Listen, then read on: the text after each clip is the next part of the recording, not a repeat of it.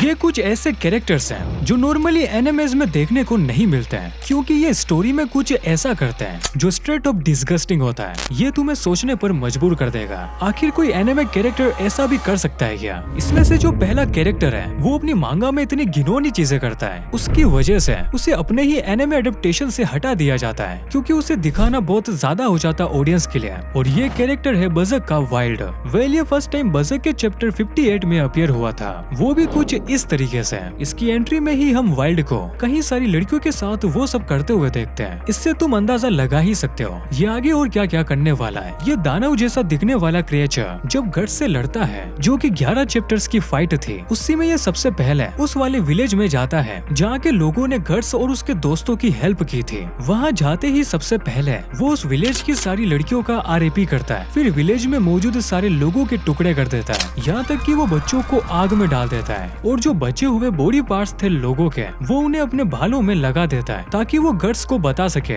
वो कितना बहरहम है। और हाँ, जैसा कि वाइल्ड सिर्फ बजर्ग के 11 चैप्टर्स में ही था, उसकी वजह से हमें इसके पास्ट के बारे में ज्यादा पता नहीं चलता है, आखिर ये ऐसा क्यों है। लेकिन जब चैप्टर 69 में गट्स इसे मार देता है तो हम इसकी रियल बॉडी देखते हैं, जो कि एक बुढ़े इंसान की थी, जिसने अपने फैमिली मेंबर्स तक को मार दिया था ताकि उसे ये पावर्स मिले, जिसके बाद ये एक जानवर बन जाता है। वेल, जब ये गट्स से फाइट कर रहा था वहाँ हम इसकी मेंटलिटी क्लियर देख सकते हैं। लड़कियां इसके लिए सिर्फ एक ऑब्जेक्ट की तरह है, क्योंकि जब फाइट के बीच में कास्का को ये पकड़ लेता है तो वो इसे एक डॉल कहता है, और साथ ही धीरे धीरे उसके कपड़े स्ट्रिप करने लगता है। ये कहते हुए लड़कियां बिना कपड़ों के ही अच्छी लगती है, और फिर कास्का के साथ ये वो सब करने ही वाला होता है। गट्स आकर उसे बचा लेता है, लेकिन वाइल्ड ये जो कुछ चैप्टर्स में करता है वो मे बी ऑडियंस के लिए कुछ ज्यादा ही एक्सट्रीम हो सकता था, जिसकी वजह से वाइल्ड को बजक के एनिमे से हटाना पड़ा। ना ही ये 1997 के एनिमे में था, ना 2012 और 13 की मूवीज में, और ना ही 2016 के नए एनिमे एडेप्टेशन में, जो काफी है ये बताने के लिए वाइल्ड कितना घिनौना कैरेक्टर है। बट अगर तुम्हें मेल कैरेक्टर से हटकर किसी फीमेल कैरेक्टर को देखना है, देन राइग्यो क्रियून से ज्यादा वर्स्ट कोई नहीं हो सकती। अगर तुम्हें नहीं पता, राइग्यो किल ला किल की एक बैड कैरेक्टर है, जो कि एक एक्शन फैंटेसी इची एनिमे है, और इसी में वो एक साइंटिस्ट होती है जो अपने पति सचिरो के साथ अर्थ के बाहर से आए पैरासाइट पर रिसर्च कर रही होती है, जिसमें वो कई सारी एक्सपेरिमेंट करती है। यहाँ तक कि एक्सपेरिमेंट का पार्ट उसकी न्यू बोर्न बेटियां भी होती है, जिसमें उसकी बड़ी बेटी सात्सुकी का एक्सपेरिमेंट सक्सेसफुल हो जाता है, पर छोटी बेटी रियोको एक फेल्ड एक्सपेरिमेंट साबित होती है, जिसे वो सीधा डस्टबिन में फेंक देती है मरने के लिए। लेकिन उसे कोई बचा लेता है, बट इसी टाइम के बाद राइग्यो के पति को भी कोई मार देता है। देन हमारे सामने राइग्यो का रियल फेस आता है, कैसे वो अपनी बड़ी बेटी को बाथरूम में सेक्सुअली असोल्ट करती है, ये बोलकर कि वो उसकी हिडन एबिलिटी को अनलॉक कर रही है, जबकि वो अपने डिजायर्स पूरे कर रही होती है। और ये चीज सात्सुकी के साथ बचपन से होती आ रही है, जब से वो 5 साल की थी। वही जब सात्सुकी को रियलाइज होता है उसके साथ गलत हो रहा है, तो वो अपनी माँ को रोकती है, लेकिन बाद में सात्सुकी को उसकी माँ पकड़ लेती है और एक पिंजरे में ट्रैप करती है, जहाँ फिर से वो उसे असोल्ट करती है। 反逆計画を練り上げたお前はあらばその胸に怒りをたぎらせておけ。 यहाँ राग्यो अपनी ही बेटी के प्राइवेट पार्ट्स को लगातार टच कर रही होती है, और जो खुशी ये सब करके उसे मिल रही होती है वो हम उसकी हंसी से देख ही सकते हैं। यहाँ वो सात्सुकी को पूरे 1 महीने तक टॉर्चर करती है, और जब उसे रियोको के बारे में पता चलता है, जिसे बचपन में ही उसने कचरे में फेंक दिया था, वो अब बड़ी हो चुकी है, तो वो उसका ब्रेन वॉश करती है और ये फील करवाती है वो अपनी माँ से काफी ज्यादा प्यार करती है, ताकि वो उसे भी सात्सुकी की तरह असोल्ट कर सके, जो वो करती भी है। और ऐसे राग्यो एनिमे हिस्ट्री की वर्स्ट मदर बन जाती है। पर इस कैरेक्टर ने एक लड़की को इस तरीके से इस्तेमाल किया कि उसके इमोशंस के साथ खेला और उसे काफी ज्यादा टॉर्चर भी किया। King फ्रिट्स। Well, king फ्रिट्स attack on Titan का एक इम्पोर्टेंट कैरेक्टर है, जो कहीं सारे विलेज पर अटैक करता था, वहाँ के सारे आदमियों को मार देता एंड बच्चियों और लड़कियों को अपनी स्लेव बना लेता, वो भी उनकी जुबान काट कर, ताकि वो बोल ना सके। और ऐसा करना फ्रिट्स के लिए एकदम नॉर्मल था। और इन्हीं स्लेव में से एक होती है यमीर, जो एक दिन गलती से एक पिग को भगा देती है, जिसकी सजा फ्रिट्स उसे देता है किसी जानवर की तरह यमीर को हंट करके मारने की, जहाँ वो बहुत ज्यादा जख्मी हो जाती है और अपनी जान बचाने के लिए एक पेड़ के अंदर चली जाती है, जहाँ से उसे फाउंडिंग टाइटन की पावर्स मिलती है, जिसे बाद में किंग फ्रिट्स अपने लिए यूज करता है एक ह्यूमन वेपन की तरह, जिससे वो अपने दुश्मनों को काफी आसानी से हरा देता और यमीर के हाथों कहीं हजारों इनोसेंट लोगों की जान ले लेता। और यमीर को भी ये करना पड़ता, क्योंकि वो बचपन से ही फ्रिट्ज से डरती थी, क्योंकि उसने यमिर के पेरेंट्स को उसकी आंखों के सामने ही मार डाला था और वो बचपन में कुछ कर भी नहीं पाए क्योंकि वो छोटी थी। और यही डर फाउंडिंग टाइटन बनने के बाद भी यमिर के अंदर से नहीं गया और यही रीजन है यमिर फ्रिट्ज के लिए एक ऑब्जेक्ट बन गई जो कि बहुत ज्यादा इम्पोर्टेंट था। लेकिन फिर भी फ्रिट्ज उसे एक स्लेव की तरह ही ट्रीट करता है, जिसकी 3 बेटियां भी थी, मारिया, रोज और सीना, जिन्हें फ्रिट्ज अपने ही माँ के बॉडी पार्ट्स खिलाता है। जब एक दिन फ्रिट्ज पर अचानक से हमला होता है जो कि उसी के किसी दुश्मन ने किया था, तो उसे रोकने के लिए यमिर सामने आ जाती है और सीधा जाकर वो स्पीयर यमिर को लगता है। बट फिर भी फ्रिट्ज को यहाँ उसे कोई भी लेना देना नहीं था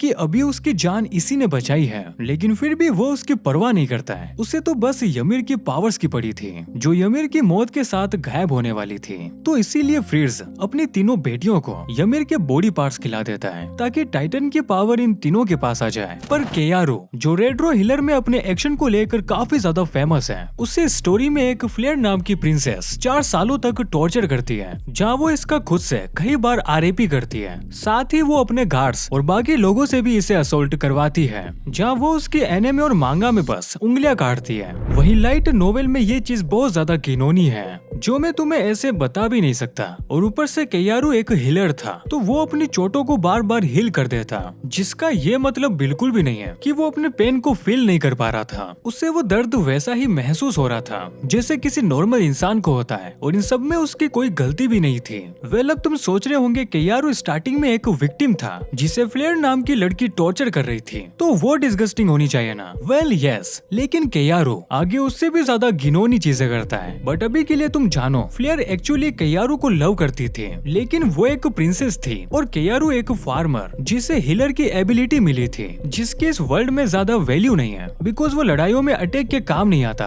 तो अगर फ्लेयर केयारू को अपनी लव फीलिंग्स बताती तो उसकी सोसाइटी में रेपुटेशन खराब हो जाती। इसी वजह से वो डिसाइड करती है केयारू को टॉर्चर करने का, लेकिन गलती से आगे केयारू को टाइम ट्रेवल की पावर मिल जाती है, जिसका वो यूज करके टाइम में पीछे उसी जगह जाता है जहाँ से उसका टॉर्चर स्टार्ट होने वाला था। इस बार फ्लेयर कुछ करती उससे पहले ही केयारू उसका आरएपी करता है और उसकी मेमोरीज मिटा देता है, जिससे कि उन दोनों के बीच कभी कुछ हुआ ही नहीं था। और यही सेम चीज वो बार बार उसके साथ करने लगता है। और सबसे वर्स्ट थिंग तो ये थी, वो एक टाइम पर फ्लेयर की सारी मेमोरीज मिटा देता है और उसके साथ फिजिकल होकर एक नई आइडेंटिटी देता है, जिसमें वो केयारू को सबके सामने प्यार करती है। और आगे केयारू रिवेंज के नाम पर यही सेम चीज वो फ्लेयर की छोटी बहन के साथ भी करता है, उसे एक नई आइडेंटिटी देता है और उसका आरएपी करता है, और साथ ही उन सबका भी जिसका केयारू के टॉर्चर से कोई भी लेना देना नहीं था। और यही चीज फैंस को पसंद नहीं आती है और इसे एक डिस्गस्टिंग कैरेक्टर बना देती है, जिससे मैं भी एग्री करूंगा बिकॉज वो टाइम में पीछे गया था तो वो अपने साथ होने वाले टॉर्चर को रोक सकता था, जिससे वो कभी उसके साथ होता ही नहीं। और सबसे बड़ी बात, वो फ्लेयर से उस बात का रिवेंज ले रहा था जो फ्लेयर ने अभी तक किया ही नहीं उसके साथ। बट अभी भी तुम्हें केयारू के एक्शंस सही लगते हैं तो तुम मुझे कमेंट बॉक्स में बता सकते हो।